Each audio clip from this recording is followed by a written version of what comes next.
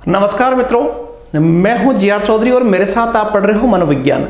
सभी भावी शिक्षकों को संभव क्लासेज की तरफ से एक बार फिर स्वागत। आज की जो क्लास होगी वो व्यक्तित्व परीक्षण की विधियों से संबंधित है। एक क्लास आपकी हो चुकी है और दूसरी क्लास है। पहली क्लास में आपने पढ़ा था कि किस प्रकार रोडसा का स्याही धब्बा परीक्षण किस प्रकार होता है और किस प्रकार उसका इंप्लीमेंटेशन किया गया था। इसके साथ में रोडसा के साथ में एक आपने पढ़ा था टेट परीक्षण, टीएटी परीक्षण भी पढ़ा था।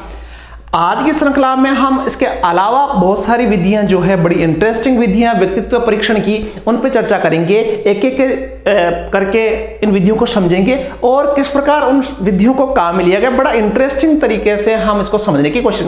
तो आज के वीडियो में आपको बड़ा मजा आने वाला है कि कौन कौन सी विधियां व्यक्तित्व से संबंधित थी। तो पहली विधि की हम चर्चा करें तो पहली जो विधि थी उस विधि का नाम था बाल प्रसंगात्मक या बाल संप्रत्यक्षात्मक परीक्षण, जिसको बोलते हैं सीएटी। सीएटी की फुल फॉर्म अंग्रेजी में सीएटी क्यों बोलते हैं? इसका नाम था चिल्ड्रन एपर्सेप्शन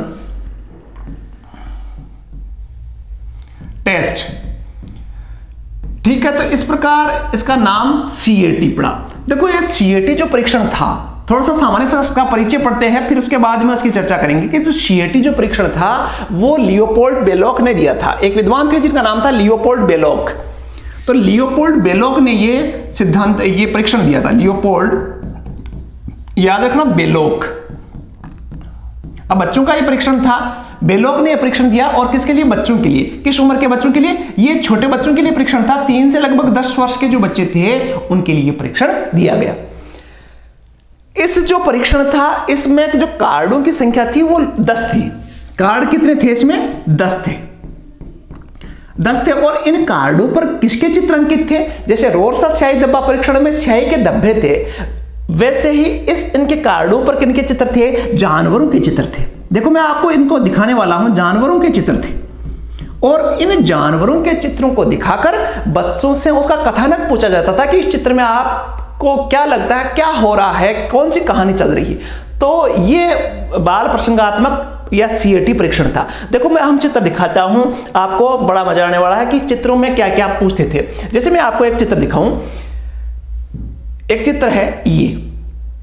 इस प्रकार लियोपोल्ड बेलोक बच्चों को चित्र दिखाते थे, किसके? जानवरों के। अब जानवरों के चित्र देख के बच्चों से पूछते थे क्या हो रहा है, इसमें क्या चल रहा है। अब इस चित्र को देखते थे बच्चे और अपने हिसाब से जिस प्रकार उसका व्यक्तित्व होता था वैसा उत्तर देते थे। एक और चित्र मैं आपको बताऊं, जैसे ये इस चित्र में क्या हो रहा है, आप भी सोचो। एक और चित्र दिखाऊं, एक और चित्र देखो। एक चित्र है ये, सारे जानवरों के चित्र है। इस चित्र में क्या हो रहा है? अलग अलग बच्चे। अब इस चित्र को देख के कोई बच्चा कह सकता है कि इसमें क्या हो रहा है, रस्साकशी हो रही है, या कोई खेल खेल रहे हैं, या देखो एक छोटे बच्चे को ये भी पीछे लगा हुआ। तो बच्चों के मन में जो भी विचार आते थे वो उनके अंतर्मन या अचेतन मन में जो दबे हुए भाव थे उनको उजागर करने का यह सिद्धांत था।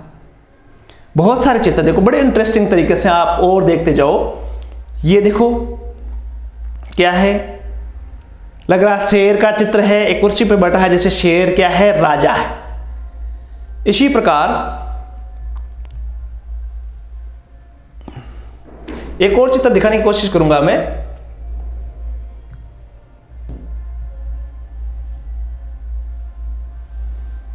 ये देखो, ये क्या चित्र है, जिसमें एक जानवर की गोद में दूसरा जानवर पड़ा है। तो इस प्रकार के चित्र दिखाकर लियोपोल्ड बेलोक बच्चों से कथानक पूछते थे कि इसमें हो क्या रहा है और उसी आधार पर उनके व्यक्तित्व का परीक्षण किया जाता था। तो यह था आपका सीएटी परीक्षण। सीधा सा, इंटरेस्टिंग, सीधा याद रखना है। किस विद्वान ने दिया? लियोपोल्ड बेलोक ने। कब दिया? 1948 में। यह सिद्धांत कब आया था? 1948 में यह सिद्धांत दिया गया था, भारत की आजादी के 1 साल बाद में। और इसमें कार्डों की संख्या थी 10 और 10 पर जानवरों के चित्र अंकित होते थे और ये छोटे बच्चों के लिए काम में आता था यह सिद्धांत। अब देखो एक और सिद्धांत की बात करें, चित्र निराश्य विधि। एक इंपॉर्टेंट विधि आती है चित्र निराश्य विधि, रोजेन विंग की विधि है। तो दूसरी आज बात करेंगे चित्र निराश्य विधि। चित्र नैराश्य विधि, नैराश्य विधि, व्यक्तित्व मापन की चित्र नैराश्य विधि जो थी वो एक विद्वान ने दी थी जिनका नाम था रोजेनविंग। याद भी रख लेना, रोजेनविंग। रोजेनविंग, इन रोजेनविंग ने ये चित्र नैराश्य विधि दी थी। इस चित्र नैराश्य विधि में नाम से पता चल रहा है कि नैराश्य मतलब निराशा का पता लगाया जाता था कि व्यक्ति कितना निराश है, उसके मन के अंदर कितना निराशा का भाव है। इसमें क्या होता था, थोड़ा सा सामान्य सा परिचय पढ़ाकर मैं आपको बताऊंगा उनके चित्रों का। तो देखो उनके जो कार्ड थे वो कार्डों की संख्या थी 12 कार्ड तो थे पुरुषों के लिए और 12 ही कार्ड महिलाओं को दिखाए जाते थे। 12 कार्ड ही क्या किनको दिखाए जाते थे, महिलाओं को। और उनसे ये पता लगाने की कोशिश की जाती थी कि उनके अंदर अंतर मन में कितना निराशा भरी हुई है। देखो मैं आपको चित्र दिखाता हूं, एक एग्जाम्पल के तौर पे आपको चित्र दिखाता हूं।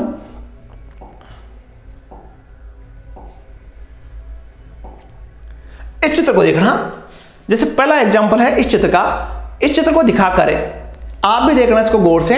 इस चित्र को एकदम गौर से पूरा ध्यान रख के इस चित्र को देखते रहो।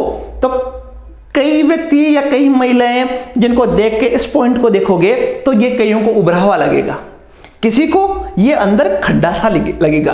तो कहने का मतलब इस चित्र में जिनको उभार दिखता है उनमें निराशा का भाव कम है, पॉजिटिव है वो, और जिसमें यहां खड्डा लग रहा है उसमें क्या है, निराशा का भाव ज्यादा है। इसी प्रकार देखो एक और चित्र मैं आपको दिखाता हूं। ये आपका काफी संसार में पॉपुलर चित्र है। ये चित्र है मोनालिसा का।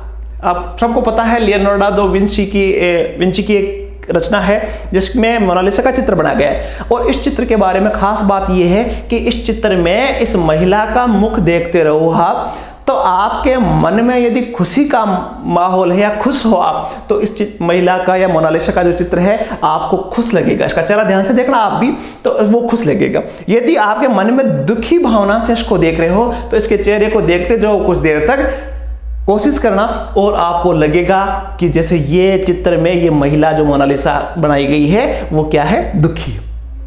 तो ये जो रोजेनविंग की विधि थी, चित्र नैराश्य विधि, ये निराशा को जांचने का एक तरीका था। और ये किसने दी, रोजेनविंग। रोजेनविंग रोज से, गुलाब से बना हुआ है, तो गुलाब क्या हुआ है, खुशी का प्रतीक है। लेकिन इसमें उल्टा अपोजिट ये विधि किससे संबंधित थी, निराशा से। और इसमें चित्रों का प्रयोग किया जाता था। कितने, 12 चित्र पुरुषों को दिखाए जाते थे और 12, और उसके आधार पर उनकी निराशा का पता लगता था।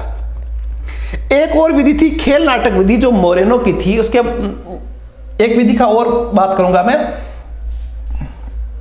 खेल विधि। खेल विधि कह सकते हो उसको। इसकी चर्चा करें थोड़ी सी, इसके भी चित्र में दिखाऊंगा। खेल विधि कह दो या नाटक विधि, खेल नाटक विधि भी कह सकते हैं इसको, दोनों नाम एक साथ भी लिख सकता हूं, खेल नाटक विधि। और आप सबको पता होगा कि खेल नाटक विधि जो है उसके प्रवर्तक थे, वो सिद्धांत किसने दिया था, एक विद्वान थे जिनका नाम था मोरेनो। एक विद्वान थे मोरेनो, उन्होंने खेल नाटक विधि दी। अब देखो मैं आपको चित्र दिखाता हूं। खेल नाटक विधि में क्या होता था कि बच्चों को बहुत सारे खेल या नाटक के चित्र दिखाए जाते थे और बच्चों से सवाल पूछा जाता था कि इस नाटक में आपको कौन सा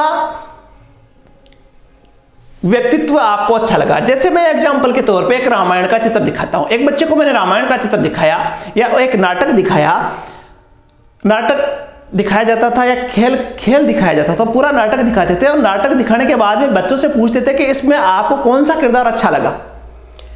जैसे रामायण का नाटक चल रहा है, हो सकता है किसी बच्चे को रावण का किरदार अच्छा लगे, किसी को सीता का किरदार अच्छा लगे, किसी को लक्ष्मण का किरदार अच्छा लगे, किसी को राम का किरदार अच्छा लगे, राम किरदार अच्छा लगेगा।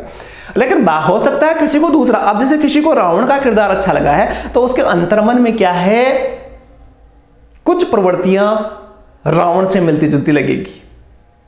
कोई किसी को सीता अच्छी लगती है, भावुक प्रवृत्ति का है, किसी को लक्ष्मण अच्छा लगता है। तो इस प्रकार नाटक दिखाकर उनके बारे में सवाल पूछा जाता था। इसी प्रकार देखो एक नाटक और चित्र दिखा रहा हूं मैं आपको। इस चित्र में ये नाटक पूरा दिखाया। अब इसमें बहुत सारे किरदार है। अब किसी को ये अच्छा लग सकता है, किसी को ये महिला अच्छी लग सकती है, किसी को ये बच्चा अच्छा लग सकता है, किसी को ये दासी अच्छी लग सकती है, जैसा उसका, किसी को ये सैनिक अच्छा लग सकता है। तो जैसा उसका व्यक्तित्व होगा वैसा ही वही किरदार उसको अच्छा लगेगा।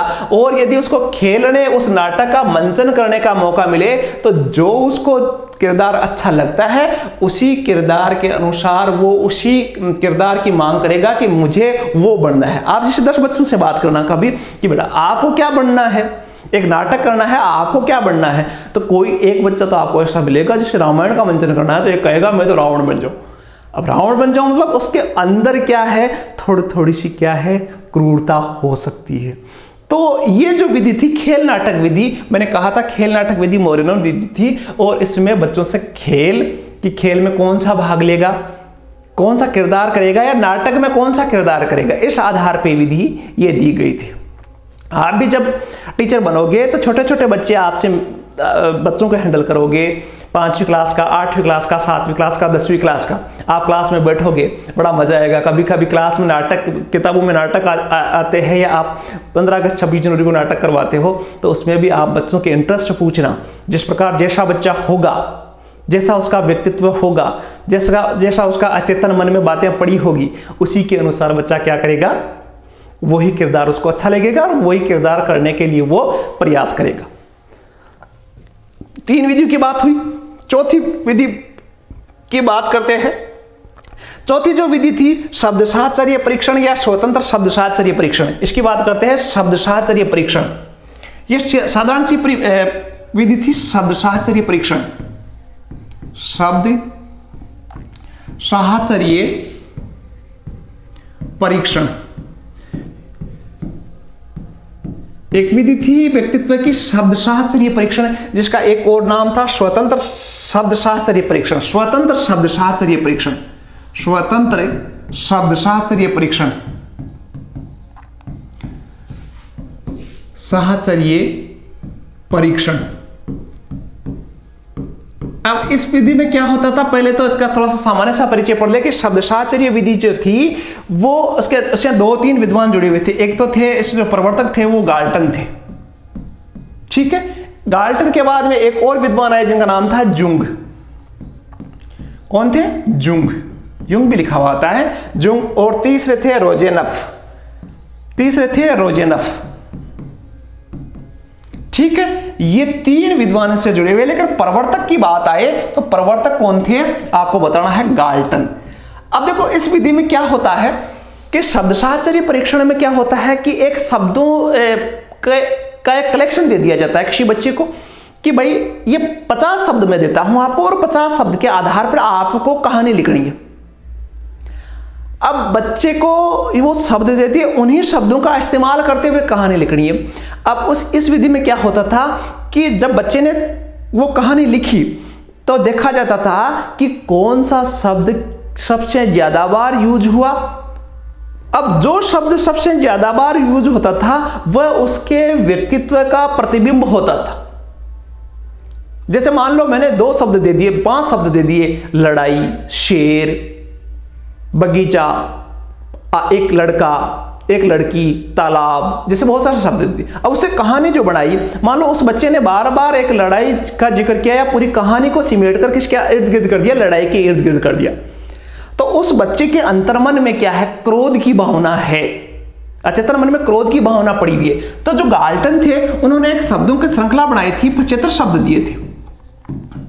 गाल्टन ने कितने दिए थे? 75 शब्द दिए थे। इसी प्रकार जुंग जो थे उन्होंने 100 शब्दों का कलेक्शन किया था और वो 100 शब्द बच्चों को देते थे और उस आधार पर उन्हीं 100 शब्दों में से कुछ शब्द दे देते थे और इसी आधार पर बच्चे को कहानी लिखने देते। इसी प्रकार रोजेनफ ने भी कुछ शब्दों का कलेक्शन किया था और इस प्रकार बच्चे के अचेतन मन के बारे में शब्द साहचर्य परीक्षण होता था और वास्तव में बच्चे का जो भी मन में होता है वही शब्द बार बार काम में लेता है। कोशिश करना आप भी किसी बच्चे को 10 शब्द देके उस बच्चे के वास्तव में अंतर्मन को टटोला जा सकता है। एक और विधि थी जिसका नाम था वाक्य या कहानी पूर्ति परीक्षण। इस विधि को वाक्य या कहानी पूर्ति परीक्षण एक अलग विधि थी। वाक्य या कहानी पूर्ति परीक्षण। ध्यान से देखना, वाक्य या कहानी पूर्ति परीक्षण, जिसका पूरा नाम SCT भी बोलते हैं। SCT कई बार एग्जाम में आ जाए SCT, जैसे एस का मतलब स्टोरी कह सकते हो, सेंटेंस कह सकते हो, एस दोनों के लिए आता है, स्टोरी या सेंटेंस। सी का मतलब कंप्लीट, टी का मतलब टेस्ट, SCT टेस्ट होता है। और ये जो दिया था पाइन और टेंडलर ने दिया था, दो विद्वान थे पाइन और टेंडलर, टेंडलर और पाइन, दो विद्वान थे। 1930 में ये विधि आई थी। पाइन और टेंडलर ने 1930 में ये विधि दी थी।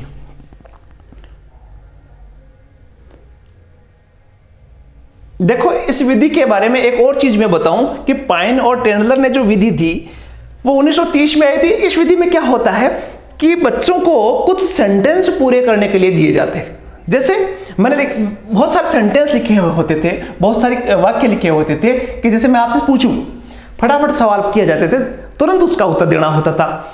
आपकी प्रिय पुस्तक कौन सी, आपके प्रिय राजनेता कौन से, आपके प्रिय खिलाड़ी कौन से है, आपको कौन सा खेल अच्छा लगता है, फटाफट इसका उत्तर दिया जाता था। बच्चों से पूछा जाता कि फटाफट इसका उत्तर देना है।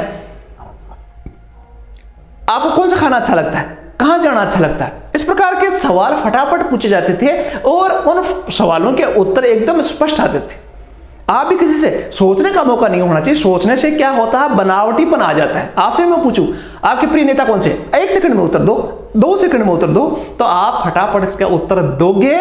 तो जो फर्स्ट बार आपके दिमाग में आएगा और फर्स्ट बार आपने कहा वो आपके व्यक्तित्व को प्रभावित करने वाला होता है, व्यक्तित्व का प्रतिनिधित्व कर सकता है। और यदि इसी प्रकार के प्रश्न किए जाए तो बहुत सारे प्रश्नों के 10-20 प्रश्न किए जाए तो उसके व्यक्तित्व का आकलन किया जा सकता है कि अमुक व्यक्ति का व्यक्तित्व कैसा है। तो इस प्रकार 4 विधियां थी, बड़ी इंटरेस्टिंग 4 विधियां थी जिससे व्यक्तित्व का मापन किया जा सकता है। भावी शिक्षक हो आप, तो भावी शिक्षक होने के साथ साथ आप भी इन विधियों का प्रयोग अपनी क्लास में करके देखना, जो रिजल्ट है वो इन्हीं के अकॉर्डिंग आएगा, क्योंकि इन विद्वानों ने काफ़ी मेहनत करके ये परीक्षण बनाया था। इसके साथ ही इस क्लास को बनाने में मैंने भी बहुत मेहनत की है। आपके हो सकता है 20 मिनट की ये क्लास हो, लेकिन इस एक क्लास को बनाने में मुझे 2 या 3 घंटे लगते। तो मैं आपसे उम्मीद करता हूँ कि मेरे जो वीडियो है वो आप शेयर भी करोगे और साथ में यदि आपको पसंद आ रहा है तो लाइक भी करोगे। इसी आशा के साथ मैं एक नए वीडियो के साथ जल्दी हाजिर होऊंगा। तब तक के लिए धन्यवाद। जय हिंद।